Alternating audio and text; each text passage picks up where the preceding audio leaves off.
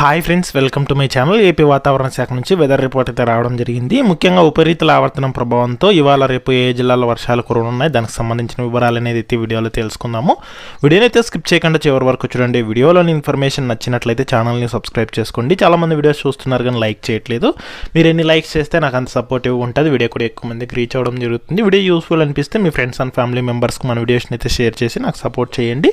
ఇక లేట్ చేయకుండా టాపిక్లోకి అయితే వెళ్ళిపోదాము.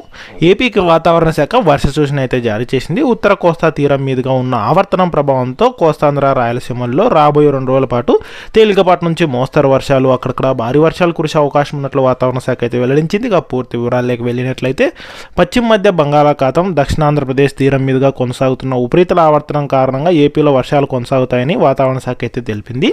దీని ప్రభావంతో వచ్చే 24 గంటల్లో కోస్తా రాయలసీమల్లో అక్కడక్కడ తేలికపాటి నుంచి మోస్తరు వర్షాలు, మరికొన్ని చోట్ల భారీ వర్షాలు కురిసే అవకాశం ఉన్నట్లు వాతావరణ శాఖ అయితే వెల్లడించింది.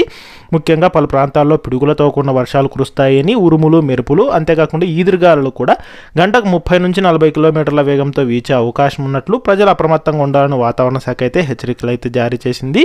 ఇక ముఖ్యంగా ఈ ఉపరితల ఆవర్తనం ప్రభావంతో ఏపీలో ఇవాళ రేపు శ్రీకాకుళం, పార్వతీపురం, అల్లూరి సీతారామరాజు, కాకినాడ, కోనసీమ, పశ్చిమ గోదావరి, తూర్పుగోదావరి, గుంటూరు, బాపట్ల, ఎన్టీఆర్, కృష్ణా, ఏలూరు జిల్లాల్లో పిడుగులతో కూడిన మోస్తరు నుంచి భారీ వర్షాలు కురిసే అవకాశం ఉన్నట్లు, అలాగే విజయనగరం, అనకాపల్లి, పల్నాడు, ప్రకాశం, నంద్యాల, శ్రీ సత్యసాయి, అన్నమయ్య, వైఎస్ఆర్ కడప, చిత్తూరు, తిరుపతి జిల్లాల్లో అక్కడ తేలికపాటి నుంచి మోస్తరు వర్షాలు కురిసే అవకాశం ఉన్నట్లు వాతావరణ శాఖ అధికారులు హెచ్చరికలు అయితే జారీ చేశారు. వర్షాలు కురిసే సమయంలో అయితే కనుక పలు జాగ్రత్తలు తీసుకోవాలని ఏపీ విపత్తుల నిర్వహణ సంస్థ అయితే తెలిపింది.